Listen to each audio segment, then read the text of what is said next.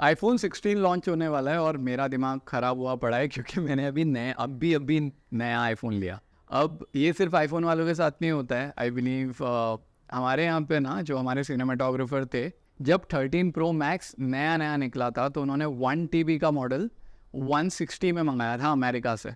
और उसके बाद हम एक पार्टी में थे, अब क्योंकि वो सिनेमाटोग्राफर है, वो रील शूट करते थे, उसके लिए उन्होंने वो फ़ोन मंगाया था। अब हमारे यहाँ एक जो दूसरे सोशल मीडिया मैनेजर था, उसने जब 14 लॉन्च हुआ तो एक सिंपल नया वाला पीस खरीदा और उसके बाद में एक पार्टी में, मतलब वो रील, अब ऑब्वियसली सिनेमाटोग्राफर है तो वो रील रिकॉर्ड कर रहा है, तो जब वो सेल्फी ले रहे थे तो उनको ये पीछे से बोल रहा है, बोलता है भाई 13 तो ठीक है लेकिन 14 में फ़ोटो थोड़ा अच्छा आएगा ना। और उनका दिमाग एकदम चिढ़ गया, बोले हाँ तेरे तेरे फ़ोन से ले। अब ये जो प्रॉब्लम है ये सिर्फ आईफोन वालों के साथ नहीं है, हर किसी के साथ है। आप कितनी भी महंगी चीज़ ले लो, उसका एक नया अपडेट आएगा। आप कुछ भी कर लो, कितनी भी डिग्री ले लो, कोई ना कोई बेहतर होगा, कोई ना कोई रिच होगा, कोई ना कोई और ऊपर वाले लेवल पे होगा।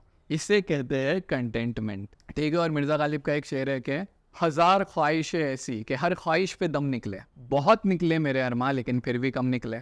आपके अरमान जितने भी हो ना, जितने भी आप पूरे कर लो, हमेशा भागते ही रहोगे और इंसान को सुकून नहीं मिलता है। अब वो सुकून मिलने के लिए क्या करे, आइए पढ़ता है। सबसे पहली चीज़, ये स्कूल ऑफ लाइफ करके एक यूट्यूब चैनल है जिसके अंदर उन्होंने बोला था कि कंटेंटमेंट, जो तसल्ली होती है, मुतमईन इंसान होता है अपने आप में, खुश हो जाते हैं हम अपनी सिचुएशन के साथ, वो कब आती है, जब आप उन चीज़ों को देखना बंद कर दो कि ये आईफोन का नया मॉडल मेरे पास नहीं है और ये वाला मेरे पास मॉडल है, काफ़ी है, मैं उससे वीडियो रिकॉर्ड कर रहा हूँ, दैट इज़ गुड इनफ। जब आप ये देखना शुरू करते हो तब चीज़ें बेहतर होना शुरू होती है। अब वो होगा कैसे? सबसे पहले तो एक जर्नल है जिसके अंदर ये बोला गया है कि हैप्पीनेस एंड सब्जेक्टिव वेलबींग की एक जर्नल है जिसके अंदर बोला है कि आपकी जो इंटरनल हैप्पीनेस है ना, वो तभी आएगी जब आप अपने खुद को एक्सेप्ट कर लोगे कि भाई ये सिचुएशन है, मैं ऐसा हूँ, मैं खुश हूँ, बात खत्म हो गई।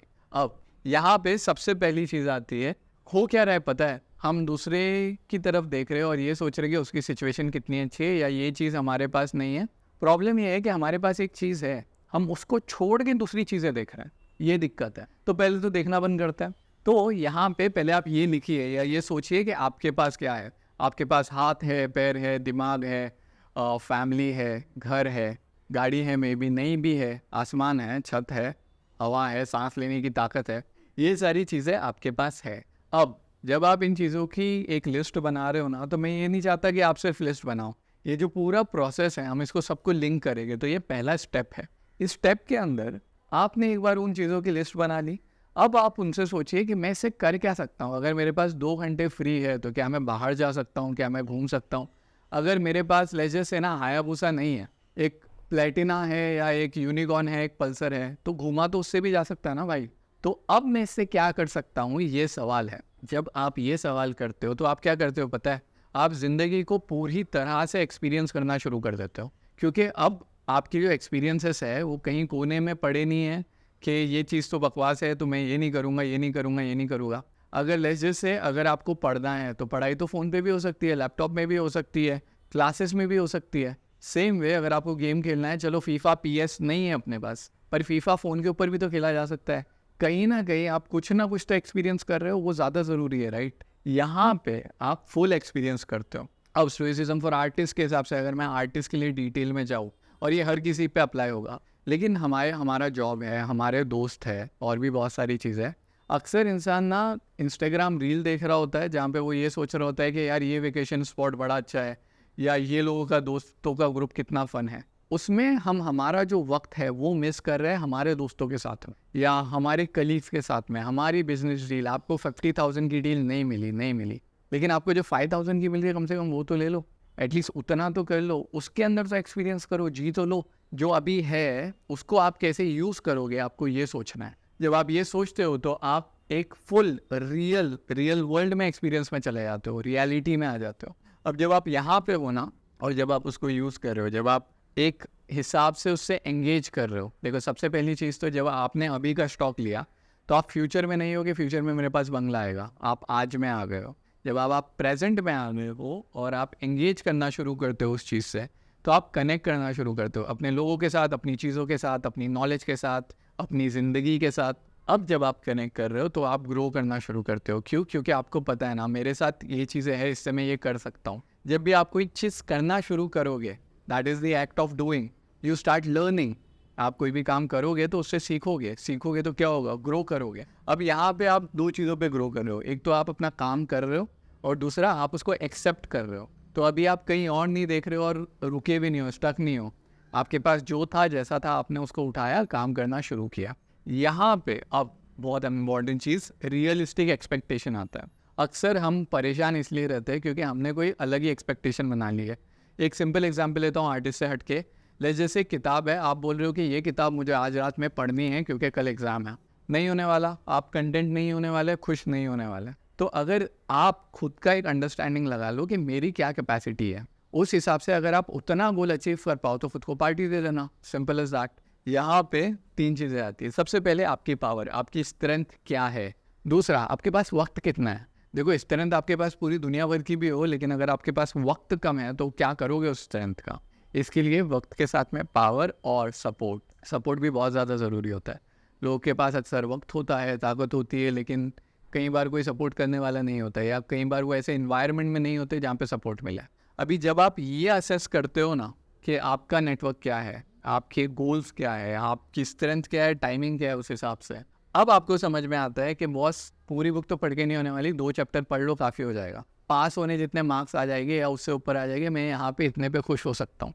जब आपको ये समझ में आता है तो आप खुद को अननेसेसरी ना बर्डन करना बंद कर देते हो, अननेसेसरी ब्लेम करना बंद कर देते हो। सेम वे, अगर आपको जैसे एक डुकाटी खरीदनी है, लेकिन अब डुकाटी के इतने पैसे नहीं है, इंडिया में तो रोड भी नहीं है, और आप बोलते हो नहीं, एक काम करते हैं अपाचे ले लेते हो, उसमें खुश हो जाएगी अभी के लिए। जब आप डुकाटी से अपाचे पे गिरते हो, ओके, ये गिरना ही बोलेंगे उसको, तब बड़ा दुख होता है। लेकिन अगर आप सारी कंडीशंस असेस कर लो और फिर एक क्वालिफाइड डिसीजन ले लो कि भाई पैसे इतने हैं, ज़्यादा पैसे डाल के मतलब नहीं है, क्योंकि अगर मैं खरीदूंगा भी तो मेरे पास वक्त नहीं है उसको निकालने के लिए बाहर, ना वक्त है, ना उतना एनर्जी है, ना काम करके उतना मेरे को टाइम मिलेगा।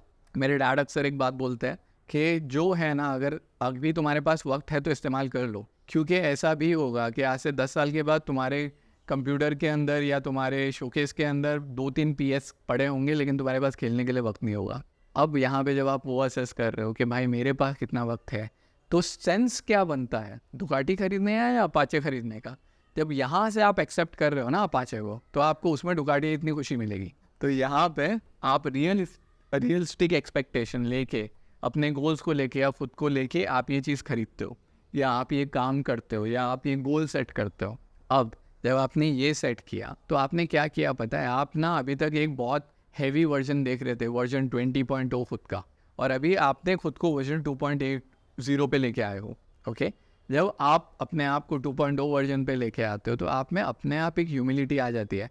हम डुकाटी से अपाचे पे गिर रहे हैं, मान लिया, लेकिन उसके साथ में एक चीज़ गेन भी तो हो रही है कि हमें अपनी औकात समझ में आ रही है, हम अपने लेवल पे आ रहे हैं। वो लेवल आपको ह्यूमिलिटी ला के देगा कि भाई मैं कोई बहुत हैवी इंसान नहीं हूँ, लेकिन अभी जितनी चीज़ों की ज़रूरत है उतनी मैं कर सकता हूँ। ह्यूमिलिटी और सेल्फ कॉन्फिडेंस दोनों जब आप यहाँ पे आते हो तो ज़िंदगी में जो लोग, जो कंडीशंस, जो सिचुएशन आपको दी हुई है, आपको एहसास होता है कि इन सारी सिचुएशन में से कहीं तो ऐसी है जो मुझे फ्री में मिली हुई है और मेरी बहुत हेल्प कर रही है। उसके लिए फिर आप ग्रेटफुल होना शुरू कर देते हो कि कम से कम ये है, काफ़ी है, अच्छा है। जब आप ग्रेटिट्यूड पे पहुँच गए, ओके, यहाँ पे बाय द वे जब खुद को ऐसे असेस करते हो तो वो द साइंस ऑफ हैप्पीनेस में भी दिया हुआ है कि when you are actually accepting your conditions and being grateful about it and realistic expectation वहाँ से आप समझ के ले रहे हो, तो आप अपने आप खुश होना शुरू हो जाते हो। यहाँ पे आप एक्सेप्ट कर रहे हो खुद को कि बॉस मैं ये हूँ, मेरी कंडीशन ये है, मेरी चीज़ है ये। प्रॉब्लम यही है ना कि नया आईफोन आ रहा है तो हम अपने खुद के आईफोन को एक्सेप्ट नहीं कर पा रहे, यही तो सबसे बड़ा प्रॉब्लम है। अब जब आपने यहाँ पे एक्सेप्ट करना शुरू किया तो वो चीज़ आपकी ज़िंदगी को मीनिंग देना शुरू कर देती है कि बॉस ये कैसा भी है, जैसा भी है, मेरा फ़ोन है। और ये कहते हुए लोगों को सुना होगा आपने कि हमारे पास इतने पैसे नहीं है पर जो है काफ़ी है। जब इंसान वो बोलता है ना तो उससे एसोसिएटेड एक्सपीरियंस, उससे एसोसिएटेड वैल्यू आपको दिखती है, वो मीनिंग देता है। जब मीनिंग आपकी ज़िंदगी में आ गई तो हैप्पीनेस अपने आप आ जाएगी। और जॉनथन हेट की एक रिसर्च है जिसके अंदर उन्होंने बोला है कि आप जब हर दिन में छोटी छोटी चीज़ों में खुशियाँ ढूंढ रहे हो तो आपको हैप्पीनेस अपने आप मिल जाएगी। अब यहाँ पे एक छोटा सा शेर है, गर मानते हो उसको खुदा मुतमईन रहो, जो भी मिला जितना भी मिला मुतमईन रहो। मुतमईन का मतलब होता है हैप्पी, कंटेंट। वो हम अक्सर बोलते हैं ना, बी पेशेंट। तो यहाँ पे उसके आगे की लाइन है, जब लश करे उम्मीद को, मतलब जब आपकी होप को, आपका होप का जो पूरा कैरावन है, जब लश करे उम्मीद को खौफे शिकस्त था। इसका मतलब जब आपकी जो कैरावन है होप की, उसको डर लगने लगा डिफीट से, हारने से, आसमां से आई सदा मुतमईन रहो। तुम पेड़ से फलों की तवक्को ही मत रखो। तवक्को मतलब उम्मीद, ओके। तुम पेड़ से फलों की तवक्को ही मत रखो, गर मिल रही है इनसे हवा मुतमईन रहो। मतलब जहाँ से भी, जैसे भी, जो भी मिल रहा है, you should be happy with that. शायर को मेंशन करना बहुत ज़रूरी है, तो उनका नाम है, जिन्होंने ये शेर लिखा था, उनका नाम है मीनाक्षी जीजी विशा। ऑलराइट, आई जस्ट होप अगर आप कंटेंटमेंट में लो फील कर रहे थे लाइफ में, या कभी ऐसा लग रहा था कि यार मेरे पास रिसोर्सेस नहीं है, या मैं खुद इतना अच्छा नहीं हूँ, तो बॉस एक्सेप्टेंस, ठीक है। अच्छा लगा तो दुआ कर देना, and see you tomorrow, bye.